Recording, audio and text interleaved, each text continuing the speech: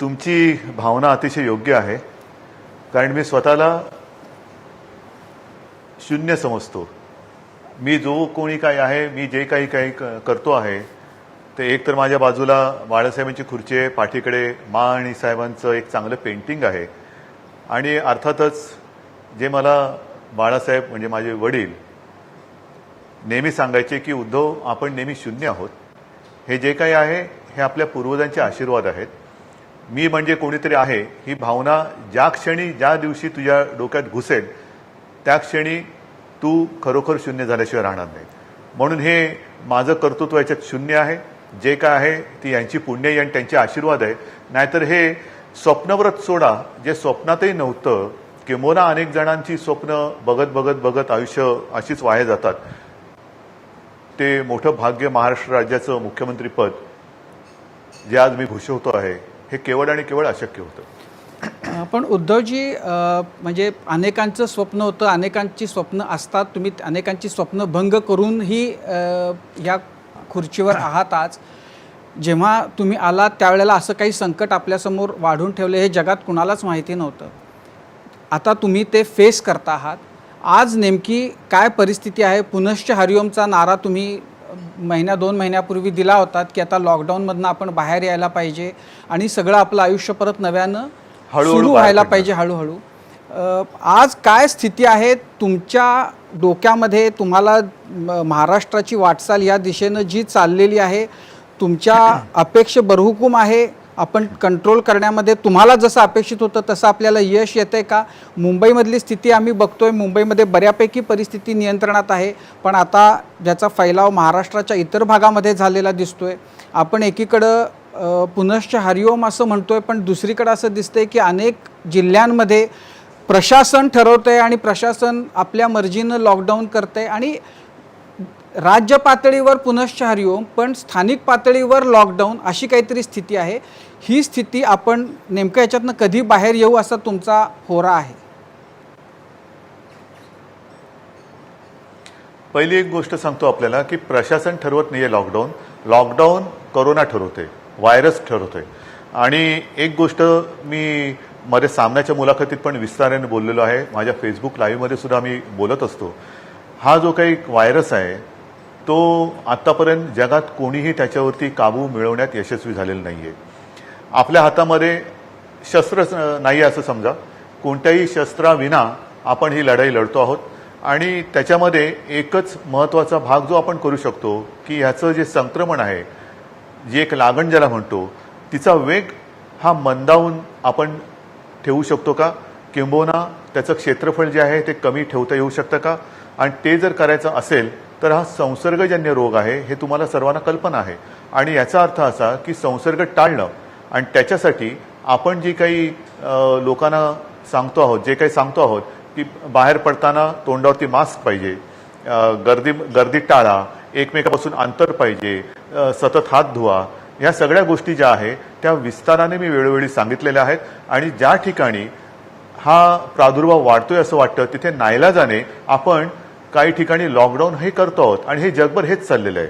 म्हणजे जगभर पूर्ण जग महाराष्ट्राचं प्रशासन चालवतंय असं त्याचा अर्थ होत नाहीये. तर ते जे काही लॉकडाऊन हा जो काही प्रकार आहे तो कोरोना व्हायरस चालवतोय.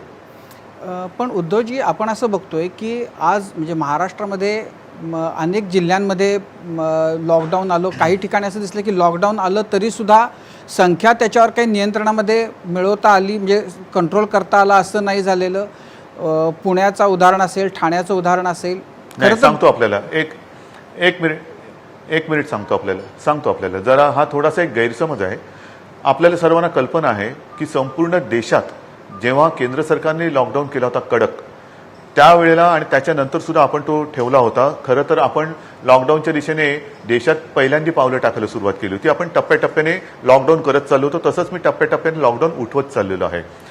त्यावेळेला नक्कीच पुण्यामध्ये, पिंपरी चिंचवडमध्ये आणि इतरत्र ही संख्या खूप कमी झालेली होती, कंट्रोलमध्ये आलेली होती.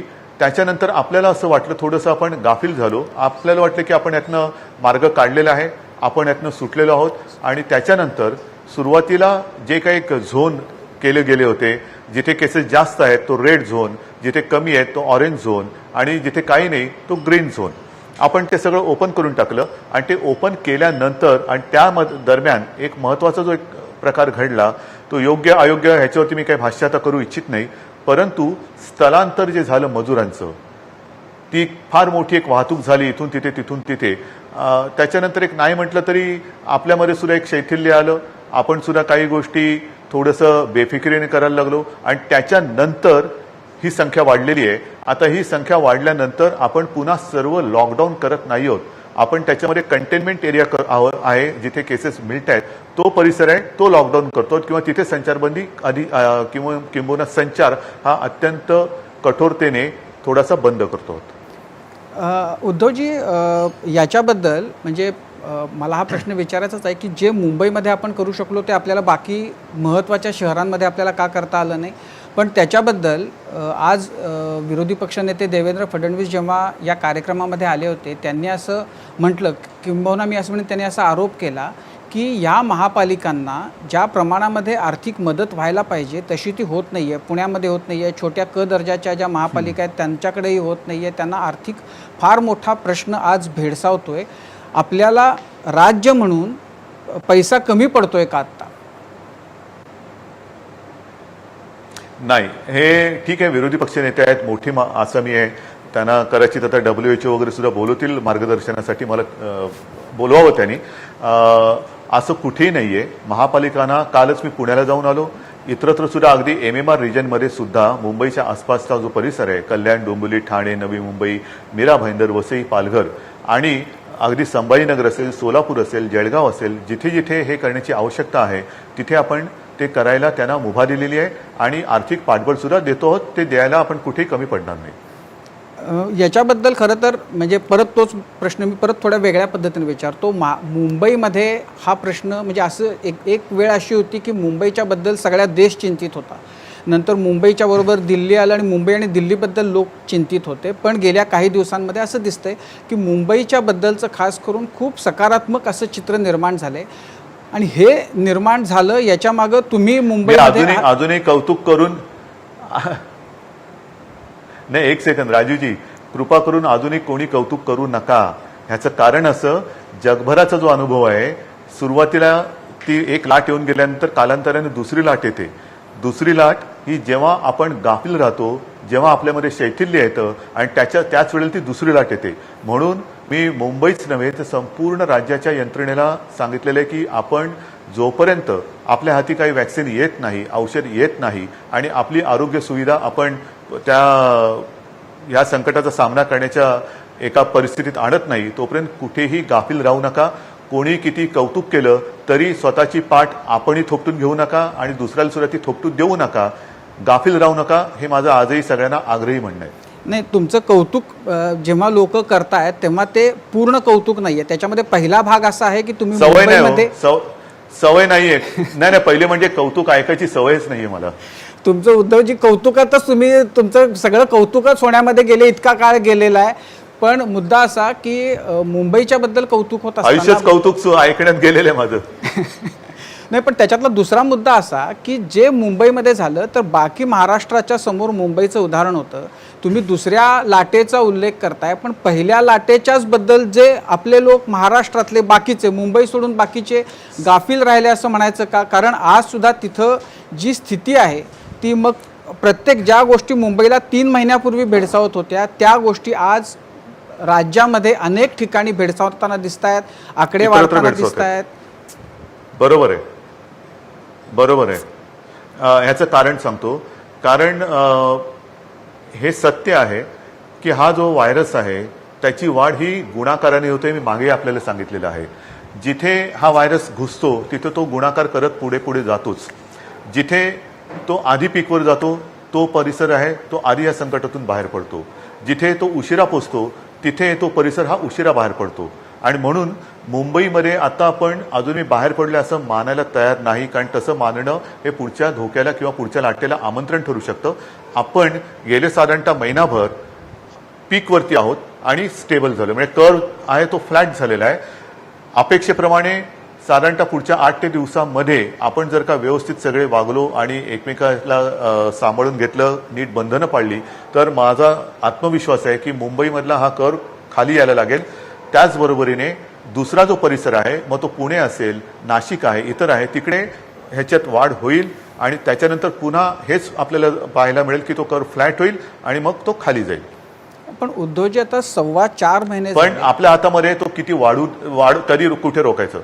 नाही, हो. पण असं आता 4.25 महिने झाले आपण बोला ना. लॉकडाऊन आणि सगळं बंद करा या मानसिकतेमध्ये आहोत. प्रश्न गंभीर आहे, याच्याबद्दल काही वादच नाही. पण असं सगळं बंद ठेवून आपण किती काळ राहणार आहोत. आज कुठे बंद आहे, कुठे सगळं बंद आहे.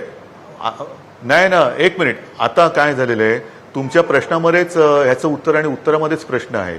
आपण जे म्हणालात की आपण गाफील राहिलो का, म्हणजेच आपण सगळं उघडलं आणि उघडल्यानंतर जर का संख्या वाढली तर पुन्हा जर अजूनही लॉकडाऊन वगैरे केलेलं नाही आणि मला खात्री आहे पुन्हा पूर्ण लॉकडाऊन करण्याची वेळ येऊ नये. पण जर का ते नाही केलं तर प्रशासन किंवा शासन काय करतं आहे.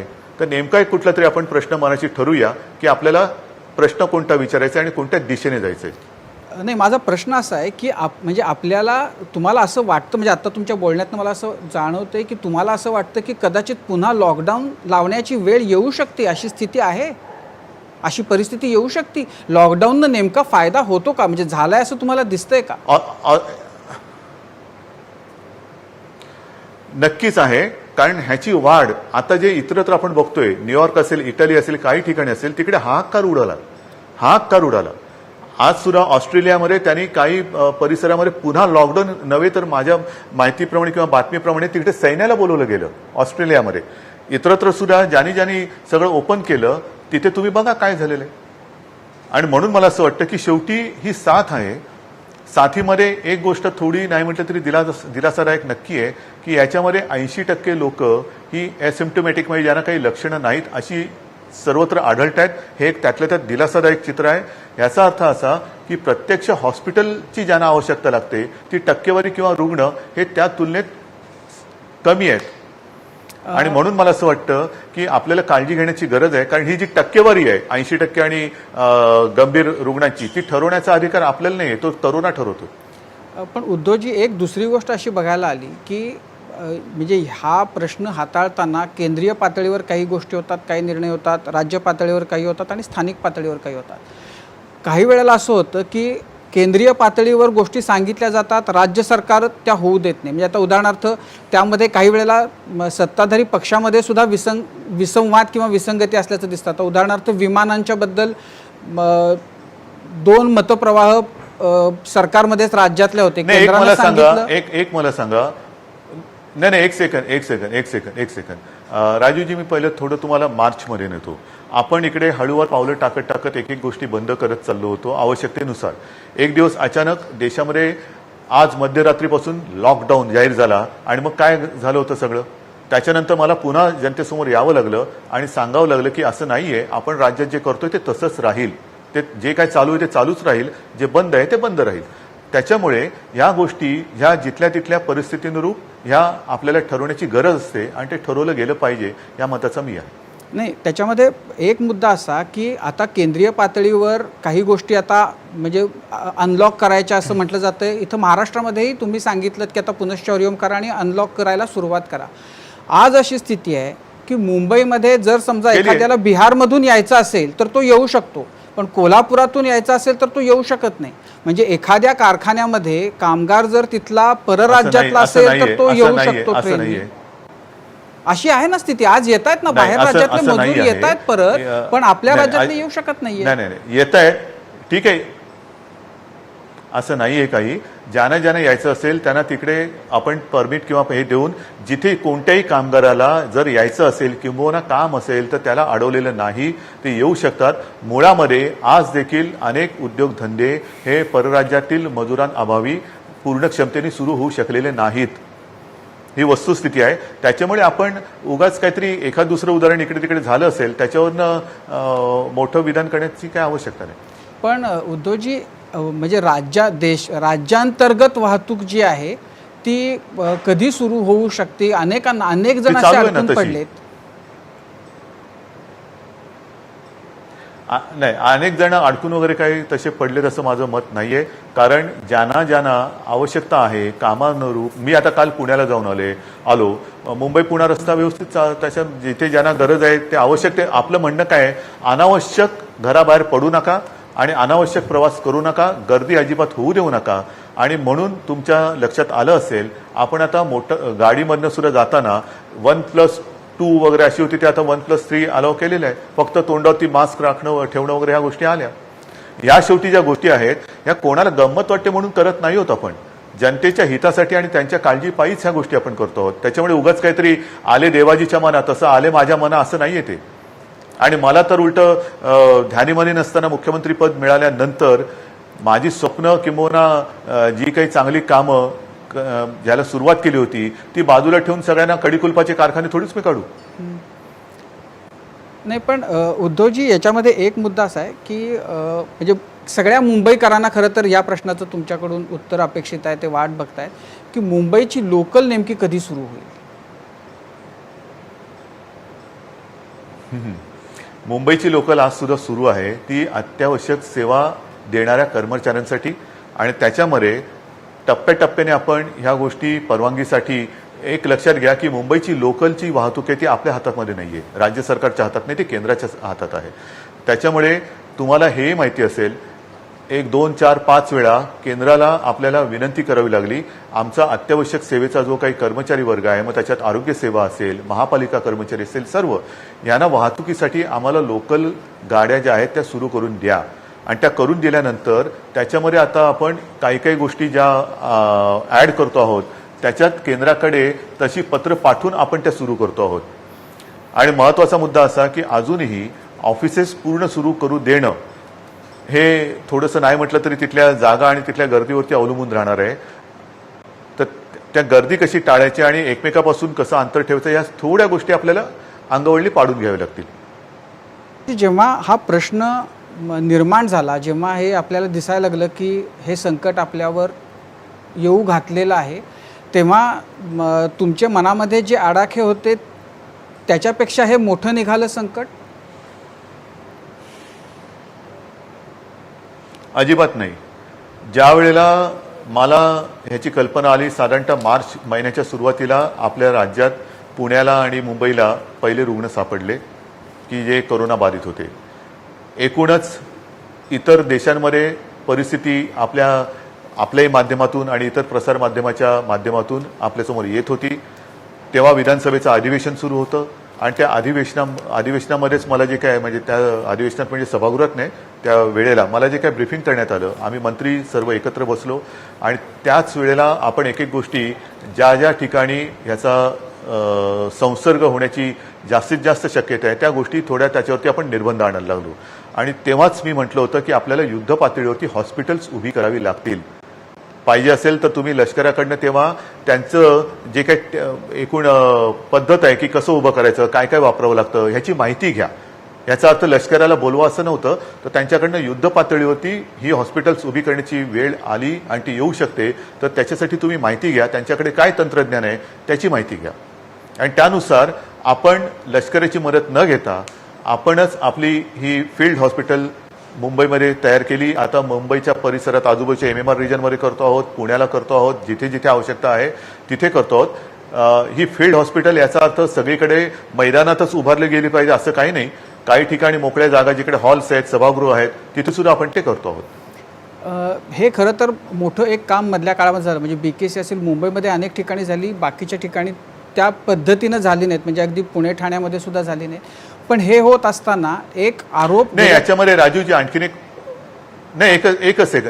एकच सेकंद एक महत्वाचा प्रश्न जो आहे तो नेहमी भेडसावत असतो की आपण ह्या सुविधा निर्माण करू शकतो, बेड्स आणू शकतो, सगळ्या गोष्टी करू शकतो, पण डॉक्टर्स आणि आरोग्य सेवक सेविका, मग ते आपल्या नर्सेस आहेत, इतर काही आहेत, हे यांना तिथे ते म्हणजे ते पुरेसं पडणं हे फार मोठं एक आव्हान या काळामध्ये आपल्यासमोर नक्की आहे. आणि त्याच्यासाठी मी मध्ये आवाहन सुद्धा सर्वांना केलं होतं, जे डॉक्टर्स, ज्या नर्सेस, ज्या समजा रिटायर झाले असतील किंवा काही असेल, त्यांनी स्वतःहून पुढे येऊन आपली सेवा राज्याला द्यावी. आणि मला समाधान आहे की बऱ्यापैकी त्याला प्रतिसाद मिळाला आहे. आणि जे डॉक्टर सुरुवातीला एक दहशत होती आपलं काय होणार, ती दहशत आता हळूहळू किमान डॉक्टरांच्या मनातनं तरी जायला लागलेली आहे. हे डॉक्टर्स आपल्या मदतीला यायला लागलेले आहेत. नाही, हे सगळं होत असताना खास करून मुंबईमध्ये तर ते खूप उत्तम, म्हणजे BKCमध्ये वगैरे ते झालं होतं तयार.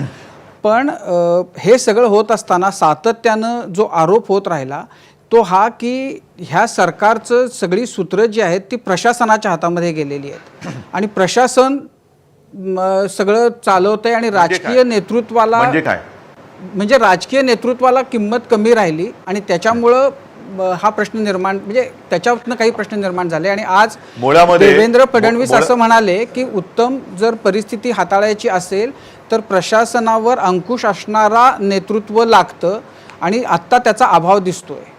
तर ह्या दोन्हीच्याकडे तुम्ही कसं बघताय? आता अभाव म्हणजे फक्त नाही असं नाही, नशीब असं नाही म्हणेल की आता तरी या परिस्थितीमध्ये एकमेव नेता आहे ते म्हणजे तेच. नाही, याला आरोपाला काही उत्तर नाही देण्याची आवश्यकता मला वाटत नाही. शेवटी ब्रीफिंग मला झाल्यानंतर ह्या जम्बो फॅसिलिटीज तयार करा हे सांगणं हे कोणाचं काम होतं? ही कल्पना कोणाची आहे? कोणी सांगितलं? टास्क फोर्स निर्माण करा कोणी सांगितलं?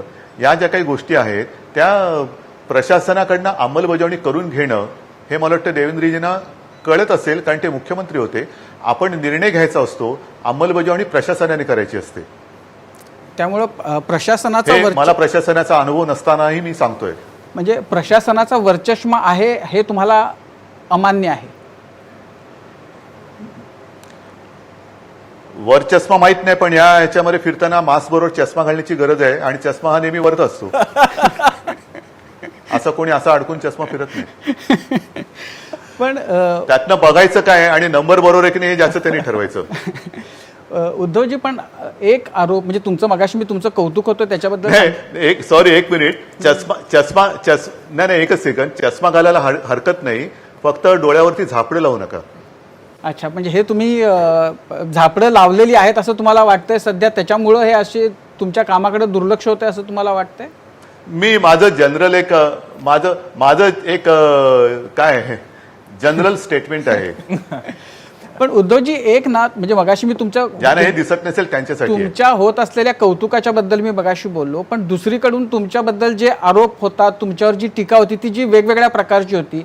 एक टीका ही होती की तुमच्यावर प्रशासनाचा फार पगडा आहे, प्रशासनाच्या तुम्ही फार दबावात आहात.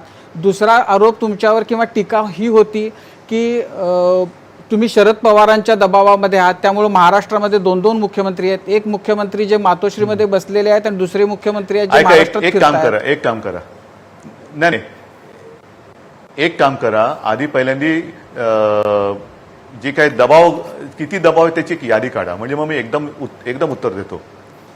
नाही, पण हे मुख्य तर हे दोनच आहेत. जे तुमच्याबद्दलची जी टीका आहे ना ती मुख्यत्वे ह्या दोन प्रश्नाच्या बद्दल आहे. एक तर तुम्ही म्हणजे आता शरद पवारांनी परवा एका मुलाखतीत सांगितलं की मुख्यमंत्र्यांनी बाहेर फिरलं पाहिजे की लगेच तुम्ही पुण्याला गेलात, आता तुम्ही औरंगाबादला जाताय. तुम्हाला सांगितल्यानंतर तुम्ही करताय अशा स्वरूपाची टीका आहे ही. निदान सांगितल्यावरती तरी करतोय ना, काहीच करत नाहीये. म्हणून मला सांगावं, मी जातो करतो, मग काय होईल? नाही, पण ही ह्याच्यातली म्हणजे खरं आहे का हे की म्हणजे आता तुम्ही असं म्हणणं काही अपेक्षित नाहीये की ते खरं आहे म्हणून, पण ह्या टीकेच्याकडे तुम्ही कसे बघताय की मग कशाला विचारताय? पण आहे ना, हा आरोप आहे. ही टीका टिकणारी नाहीये. मला काय टीके असू दे ना, मला आतापर्यंत म्हणून म्हटलं नाही की माझ्यावरती कौतुक, मला सवयच नाहीये कौतुक ऐकायची, टीकेचीच सवय आहे. कारण सदा सर्वदा आम्ही टीकेचेच धनी आहोत आणि मी परवा नाही करत आहे टीकेची.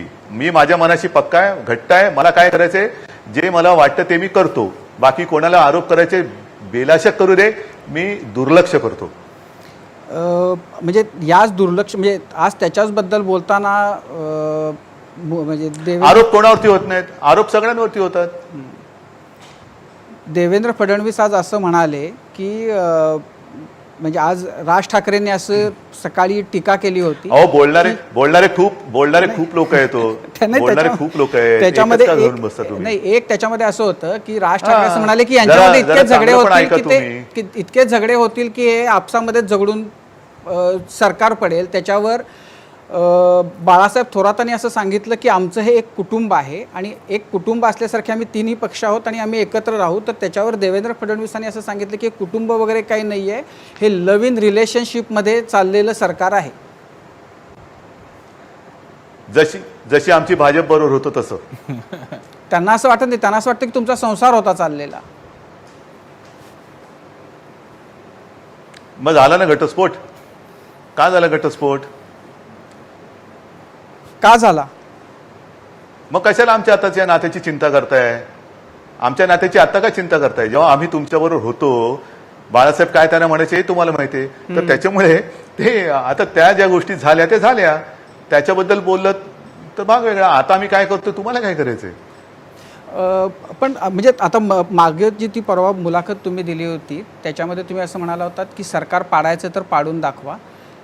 त्याच्यावर असं त्यांचं म्हणणं आहे की तुम्ही चालवून तर दाखवा, मग आम्ही पाडून दाखवतो किंवा पाडून दाखवतोय नाही. त्यांचं म्हणणं आहे आम्ही पाडायचा काही विचार नाही, तुम्ही आपसात त्याच मतभेदाने मिळाल, पण मुळात तुम्ही चालवून दाखवा. मग आता काय करतो आम्ही? रांगतोय की काय? हे एवढं काम जे उभं राहिलंय, मुळामध्ये ज्या काय एका कोणत्या एजन्सीने जो सर्व्हे केला त्याच्यामध्ये सर्वोत्तम मुख्यमंत्र्यांमध्ये माझा नंबर त्यांनी लावला. हे काय जसे बाकीच्या गोष्टी जे मॅनेज करतात तसं मॅनेज करणाऱ्याला मी नाहीये. मग सरकार चालल्याशिवाय काय त्याचा नंबर आला? तुमची एकूण आणि हे काय माझं एकट्याचं कर्तृत्व नाही, माझे सहकारी माझ्या सोबत आहेत. एकूण म्हणजे तुमचा भाजप बरोबरचा अनुभव, तुम्ही दीर्घकाळ त्यांच्याबरोबर काम केलं आणि आता काँग्रेस आणि राष्ट्रवादी ज्यांच्या विरोधात तुम्ही सातत्यानं उभे राहिलात त्यांच्याबरोबरचा अनुभव, तुम्हाला काय गुणात्मक फरक दिसतो दोन्हीमध्ये? गुणात्मक असा की ज्यांच्यासोबत मी 30 वर्ष राहिलो त्यांनी विश्वास नाही टाकला, पण ज्यांच्यासोबत 30 वर्ष संघर्ष केला त्यांनी विश्वास टाकला. आजही म्हणजे आता तुम्ही सत्तेत आहात, भाजप विरोधी पक्षामध्ये आहे. विरोधी पक्ष म्हणून त्यांचं जी आत्ता त्यांचं काम सुरू आहे, त्यांची जी कामगिरी आहे त्याच्याबद्दल त्यांना शुभेच्छा आहेत माझ्या. पण तुम्ही त्यांच्या कामावर समाधानी आहात का? त्यांना कळेल हळूहळू जमायला नाही. जसा मला प्रशासनाचा अनुभव नाहीये तसं त्यांनाही नाही, पण हळूहळू तयार होतील. अच्छा, मी आशा नाही सोडलेली. हळूहळू तयार होतील. विरोधी पक्ष म्हणून पण ते उत्तम काम करतील आणि होतात गोष्टी अशा होतात. थोडा अनुभव यायला वेळ लागतो, शिकायला वेळ लागतो. अभ्यास सुरू असेल त्यांचा, अभ्यास करून ते चांगलं कामगिरी करतील. आज भाजपचे एक डेलिगेशन गेलं होतं. मला विश्वास आहे ते सुधारतील. अच्छा, नाही, आज ते गेले होते राज्यपालांकडं, भाजपचं एक डेलिगेशन, की 5 तारखेला अयोध्येमध्ये. आणखीन कुठे जाणार? हां, ते सतत राज्यपालांकडे जातील. याच्यामध्ये तुम्हाला आता काही चिंता वाटत नाही? नाही, म्हणजे मी असं नाही, मी तुम्हाला विचारतो ते आणखीन कुठे जाणार. पण भाजपचं सतत राज्यपालांकडे जाण्याबद्दल तुम्हाला काय वाटतं? मी नाही, आनंद वाटतो. राज्यपाल आहेत, जायला पाहिजे, भेटलं पाहिजे.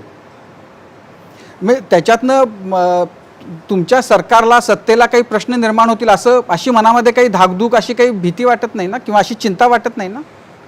बघा राजीवजी, एक गोष्ट मी स्पष्टपणाने सांगतो, म्हणून मी एवढ्या बेफिकिरीने सामोरं जाऊ शकतो. मी माझ्या स्वार्थासाठी खुर्चीत बसलेलो नाही.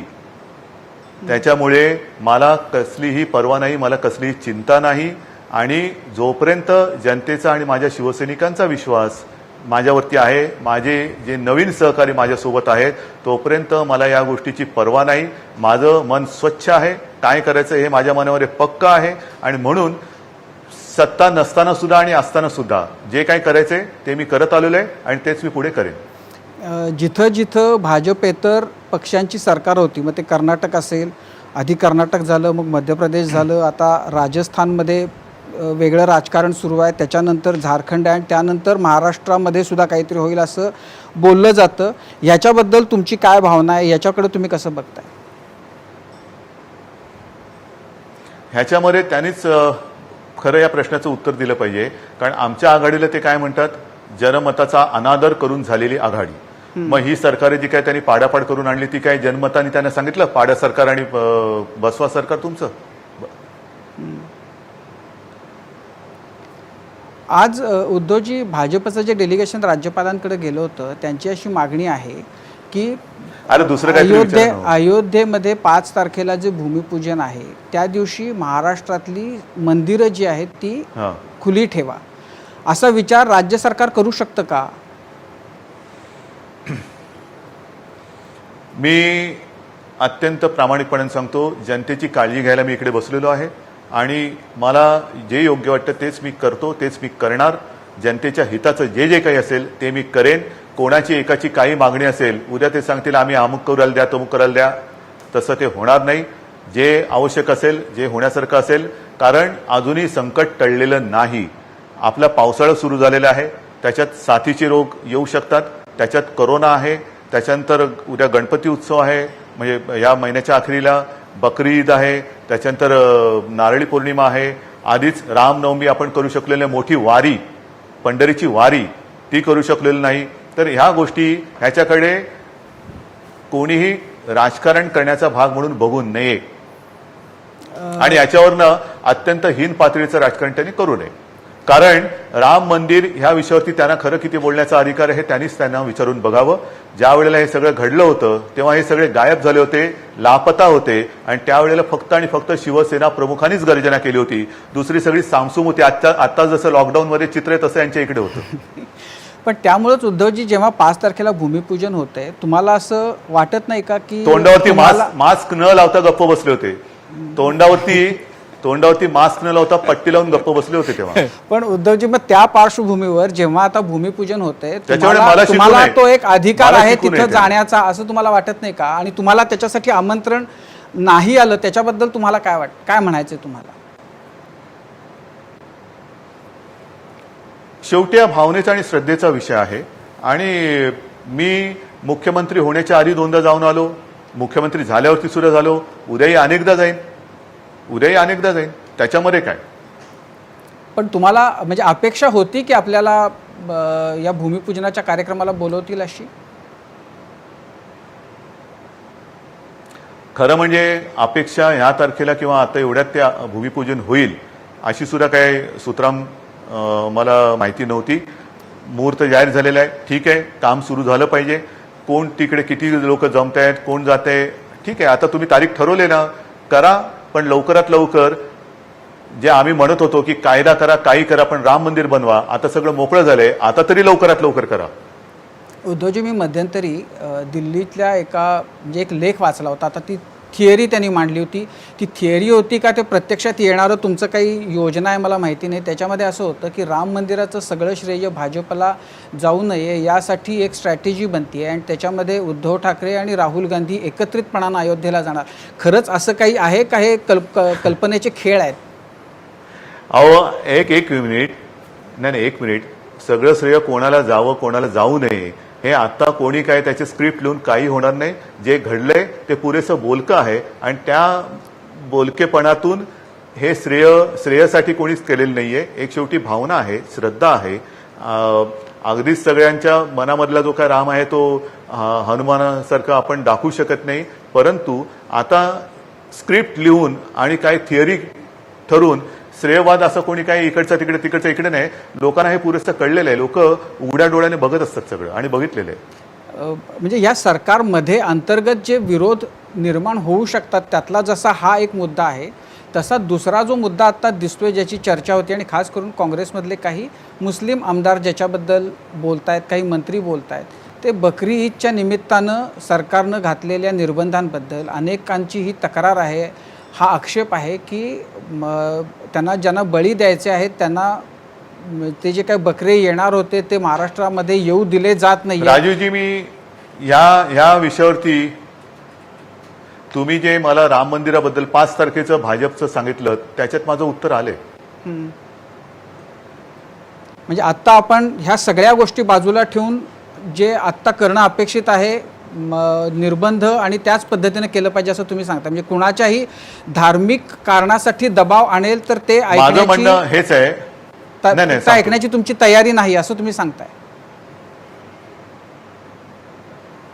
नक्कीच. ह्याचं कारण मी यापूर्वी सुद्धा सांगितलेलं आहे की आज सर्व धर्मियांची प्रार्थनास्थळं, मंदिरं, चर्चेस सगळी बंद आहेत.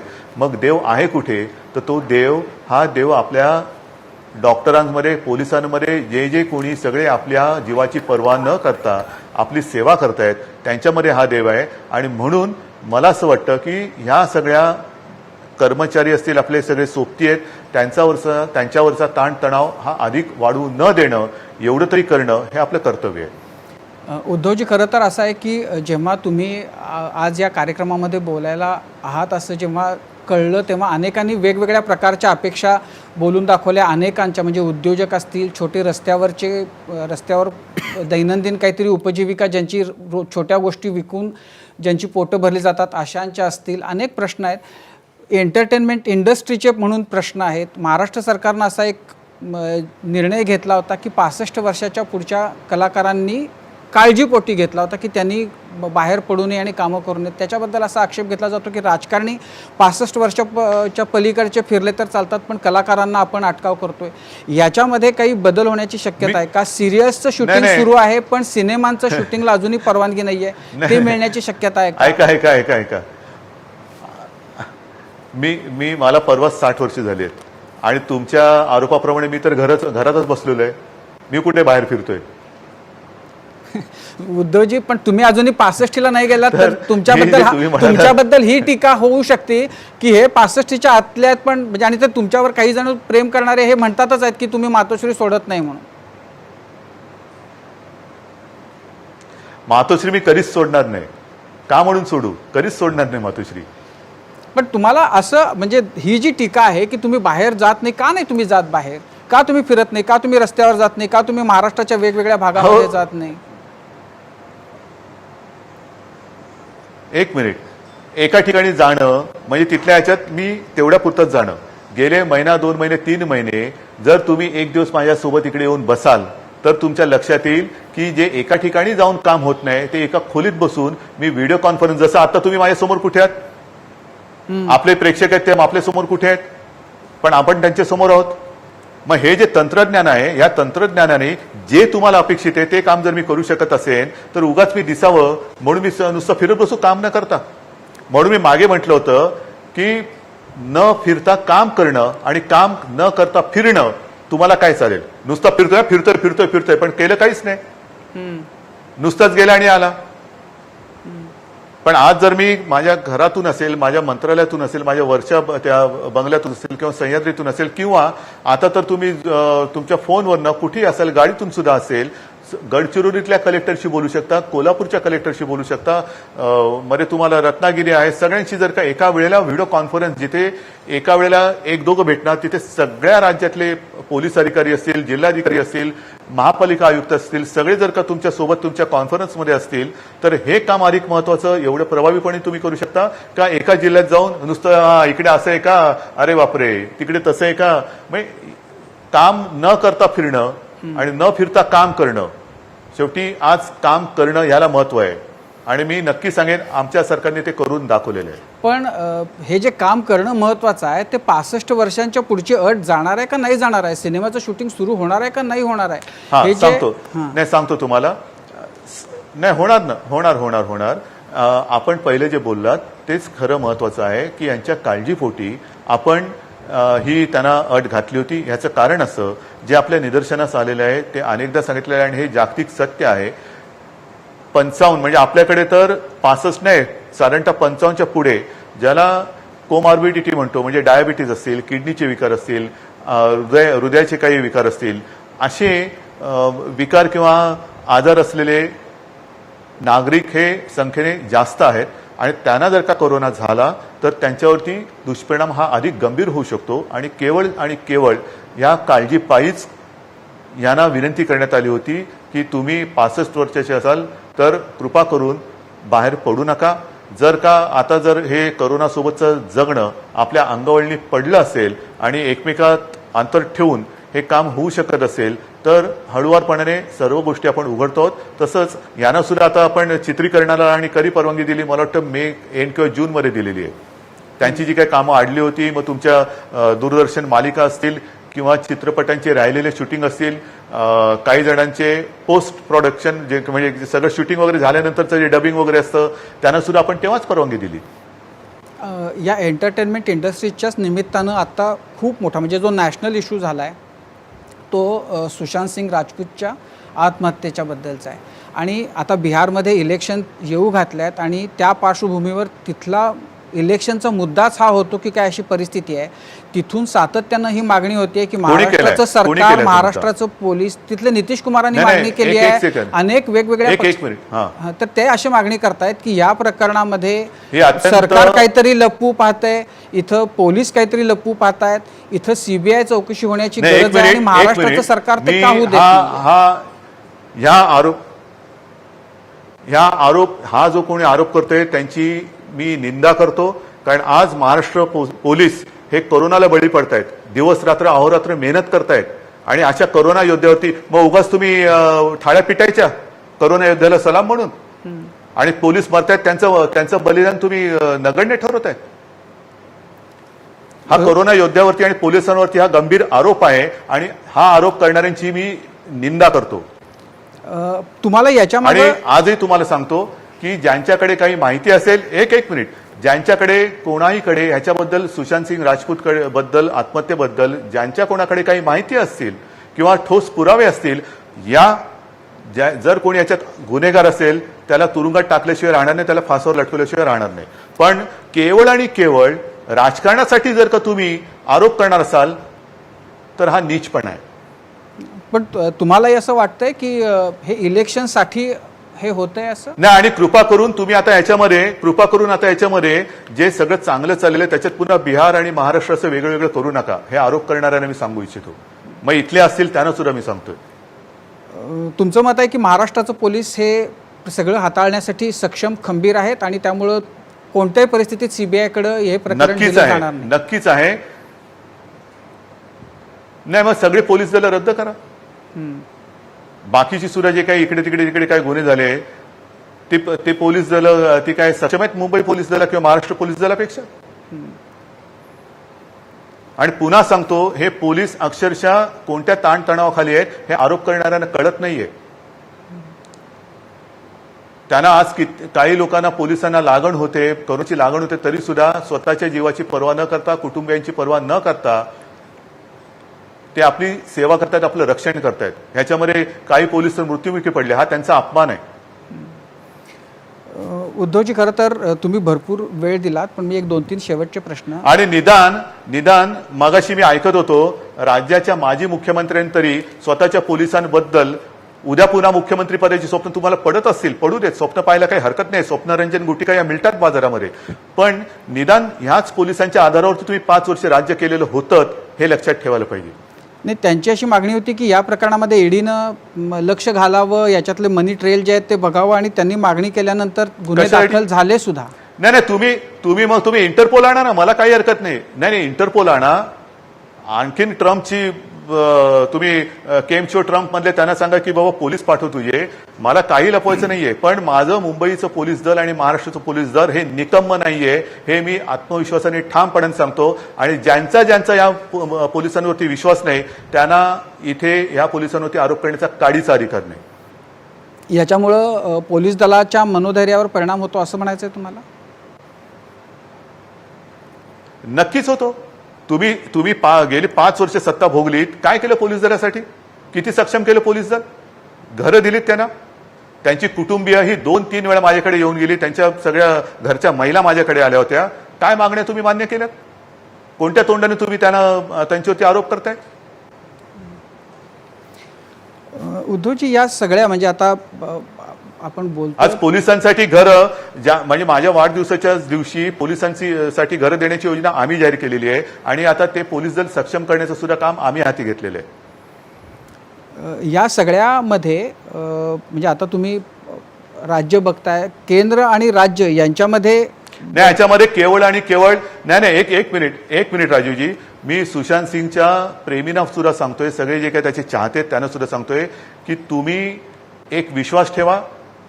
ज्या कोणाकडे काही माहिती असेल, कोणतेही पुरावे असतील, तुम्ही येऊन ते द्या. आणि त्याच्यानंतर जर सरकारने काम नाही केलं तर मग तुम्ही आमच्यावरती आरोप करू शकता. पण केवळ आणि केवळ ह्यांच्या राजकारणाला बळी पडू नका आणि ह्यांच्या राजकारणामध्ये त्यांच्या मागे फरफटत जाऊ नका. हे सगळं होत असताना केंद्राबरोबरचे संबंध तुम्हाला जसे अपेक्षित आहेत तसे आहेत?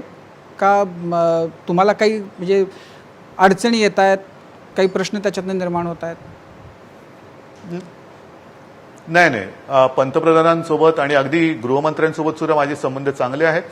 विशेषतः हे सरकार आल्यानंतर 1-2 महिन्यामध्ये हे संकट आलं, पण ह्या सगळ्या संकट काळामध्ये जिथे जिथे ज्या काही विनंती त्यांना केल्या त्या बहुतांशी त्यांनी त्या मान्य केलेल्या आहेत. उद्धवजी, मधल्या काळामध्ये कदाचित ही सुद्धा पोटदुखी असू शकेल. अच्छा.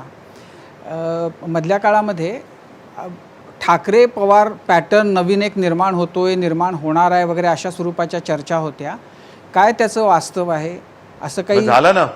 असं काही घडतंय का? असं वास्तव मी तुमच्या समोर बसलोय. नाही, तसं ते सरकारमध्ये आहात म्हणून नाही. इलेक्शन दोघांनी एकत्र लढायच्या, शिवसेनेनं, राष्ट्रवादीनं आणि कदाचित काँग्रेसनंही त्याबरोबर. इलेक्शनला अजून वेळ आहे खूप. आम्ही नाही नाही नाही असं नाहीये. आम्ही तिघं एकत्र आलेलो आहोत. ते केवळ एक निमित्त मात्र किंवा असं नाहीये. ज्या वेळेला आम्ही एकत्र येतो तेव्हा नाहीतर एकत्र येण्यातच अर्थ नाहीये. नाहीतर एकत्र येण्यातच अर्थ नाहीये. म्हणजे याचा अर्थ प्रत्येकाला प्रत्येकाच्या मर्यादा माहिती आहेत. भिन्न विचाराचे पक्ष आहेत हे सगळ्यांना, आम्हाला तिघांनाही माहिती आहे.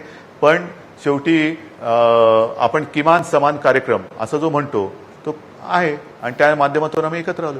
पण त्या तिघांनी एकत्र येऊन इलेक्शन पर्यंत जावं, इलेक्शन एकत्र लढवाव्यात असाही विचार कुठेतरी मनाच्या मागं आहे कोपऱ्यात. इलेक्शनला अजून वेळ आहे. आपण म्हणून विचार तर असू शकतो ना, नाही, लांब इलेक्शनला असलं तरी अजून सुद्धा खूप वेळ आपण आहे. जर तुमचं विचार आहे. सरकार तिथपर्यंत चालणार असेल तर तुम्हाला एक का नाही चालणार? सरकार त्याच्यानंतर सुद्धा चालणार. हा, तर मग त्याच्यासाठी निवडणुकीला सामोरं जाताना एकत्र जायचं. आपण तिघांनी अशा त्याच्यात उत्तर प्रकारचा आलं विचार तुम्हाला? होतोय का सुरू? पण याच्यात उत्तर आलं ना. मग बघा, मी म्हणजे काही चंद्रकांत पाटील नाहीये की निवडणुका वेगळ्या लढून आम्ही नंतर एकत्र येऊ. बरं, त्यांनी असं सांगितलं की त्याच्याबद्दल काय तुमची भावना आहे? त्यांनी असं म्हटलं की आम्हाला शिवसेना आणि आम्ही येऊ शकतो बरोबर. चंद्रकांत पाटील मला वाटत होते, चंद्रकांत पाटील मला इतके वर्ष किंवा दिवस वाटत होते कोल्हापूरचे आहेत आणि कोल्हापूरमध्ये लोकसभा निवडणुकीला एक घोषणा होती, आमचं ठरलंय. मग तुम्ही त्यांना सांगताय की आता काय आमचं ठरलंय, आम्ही काय तुमच्याकडे बघत नाहीये, तुमच्याबरोबर येणार नाहीये असं तुम्ही सांगताय त्यांना आता या निमित्तानं? मी तुम्हाला कोणतीही हेडलाईन देणार नाही. बरं, म्हणजे आता शेवटचा प्रश्न. खरं तर एवढं हेड वापरून तुम्हाला तुमच्याशी बोलतोय. उद्धवजी, म्हणजे खरा एक बेसिक प्रश्न सगळ्या महाराष्ट्राला पडलेला. म्हणजे आता मला आनंद आहे की तुम्ही आम्हाला वेळ दिली, मुलाखत दिली, पण गेल्या अनेक काळामध्ये तुम्ही मुलाखती देणं बिलकुल बंद केलेलं आहे. तुमच्यावर काय नरेंद्र मोदींचा हा प्रभाव आहे का की मीडियाशी फार जवळ जायचं नाही मीडियाच्या? मी तुम्हाला हेच सांगणार होतो की शेवटी इतके वर्ष आम्ही सोबत होतो, त्याच्यामुळे थोडासा प्रभाव अजूनही आमच्यावरती आहे. पण म्हणजे आता या पुढच्या काळामध्ये तुम्ही आता हा जो नवीन प्रघात सुरू करता आहात मुलाखती देण्याचा, फक्त सामनाला आणि संजय राऊत यांना न देता मुलाखती इतरांना देण्याचा, तर तो कदाचित हा सिलसिला सुरू राहील अशी अपेक्षा ठेवायला हरकत नाही महाराष्ट्रातल्या बाकी मध्ये मी लोकसत्तेला पण मध्ये दिलं होतं ना गिरीशजींना. आता गिरीश कुबेर त्यांनी माझी एक मुलाखत घेतली होती, प्रश्नोत्तरे घेतली होती. आता अगदी शेवटचा प्रश्न हा की लोकांचं असं ते गेल्या 2-3 दिवसामध्ये अशा ज्या तुमच्या वाढदिवसाच्या निमित्तानं आणि मधल्या काळामध्ये अजित पवार, तुम्ही, शरद पवार याच्यामध्ये की ड्रायव्हिंग सीटला ड्रायव्हिंग कोण करते, स्टिअरिंग कुणाच्या हातात आहे, दिशा कोण आहे, याच्याबद्दलच्या बऱ्याच चर्चा होत असतात. तेव्हा त्या सगळ्या विषयांचा त्याच्यावर पडदा पाडण्यासाठी म्हणजे एकदाच सांगून टाका की ड्रायव्हरच्या सीटवर कोण आहे, स्टिअरिंग कुणाच्या हातात आहे, दिशा कोण सांगते, नेमकं हे सरकारची जी काही रिक्षा असेल, गाडी असेल, ट्रेन असेल, ती नेमकी चालली आहे कुणाच्या इच्छेनुसार? कार आणि सरकार दोन्ही चांगल्या चाललेल्या आहेत आणि सगळेजण एकमेकाला मदत करून ते व्यवस्थित चालू आहे. आम्ही कारही चालवतोय सध्या आणि सरकारही चालवतोय. बरं उद्धवजी, मगाशी तुम्ही WHO चा उल्लेख करून देवेंद्र फडणवीसांना टोमणा मारला. तुम्हाला मुलाखतीमध्ये संजय राऊतांनी जेव्हा असा प्रश्न केला, टोमणा नाही हो, अहो असं काहीतरी बोलू नका. जुने मित्र आहेत ते, आता सुद्धा मित्र आहेत. कौतुक होतं, आता सुद्धा मित्र आहेत. कौतुक होतं. टोमणा नाही मारला, मी खरंच सांगितलं. मी नाही कौतुक नाही, म्हणजे एवढा ज्ञानी माणूस आपल्यात आहे. बघा राजूजी, हा तुमचा थोडासा ना खुजेपण आहे. तुम्ही आपल्या लोकांचं मोठेपण लक्षात नाही घेत आणि ते विरोधी पक्षात असलं तरी मी त्यांचं मोठेपण स्वीकारतोय. पण मला हे सांगा की संजय राऊतांनी जेव्हा तुम्हाला प्रश्न विचारला हा की तुम्हाला WHO आता सल्लागार करेल, तेव्हा तुम्ही दीर्घकाळ शांत होता, तुम्हाला फार अनपेक्षित होता तो प्रश्न? अनपेक्षित म्हणजे आता काय बोलावं हा मोठा प्रश्न होता मला. म्हणजे WHO बद्दल ट्रम्प त्यांच्यावरती नाराज आहेत, त्याच्यामुळे WHO ला हो बोलून मी ट्रम्पची नाराजी का घेऊ? अच्छा उद्धवजी, म्हणजे तुमचे आभार की तुम्ही या कार्यक्रमामध्ये आलात, आणखीन सगळ्याच प्रश्नांची उत्तर दिलीत आणि सगळ्यांची अपेक्षा ही आहे की हे अभूतपूर्व असा संकटातून आपण सगळेच जण जातो आहोत. फक्त हा लॉकडाऊनचा जो आहे, म्हणजे आता आज सकाळी राज ठाकरेंशी बोलताना त्यांनी असं म्हटलं की आपण फार मोठी किंमत मोजतोय आर्थिकदृष्ट्या लॉकडाऊन करून, आणि या प्रश्नाचं उत्तर ज्याच्यामध्ये शोधतोय त्याच्यातून ज्या पद्धतीनं आपले सगळे व्यवहार ठप्प आहेत, अनेक दुकानांच्या बद्दल, छोट्या व्यापाऱ्यांच्या बद्दल, उद्योजकांबद्दलचे प्रश्न फार गंभीर आहेत. पण लवकरात लवकर आपण यातून बाहेर पडू. आणि पण आता हळूहळू आपण खेळ सुद्धा ओपन केलेले आहेत. खेळ सुद्धा ओपन करतो सगळे. पण ते म्हणजे लवकरच सगळं पूर्ववत व्हावं आणि तुम्हाला जे करायचंय महाराष्ट्रामध्ये ते करण्याची लवकर, इतर गोष्टी हे सोडून जे करायचंय तुम्हाला ते करण्याची. जाऊ रे, तुम्ही थोडंसं प्रश्न नाही, खेळाचा उल्लेख मी वेगळ्याने केला होता. ठीक आहे, मी तुम्हाला सांगा खेळाचा उल्लेख सांगा. खेळाचा उल्लेख काय होता तो सांगा.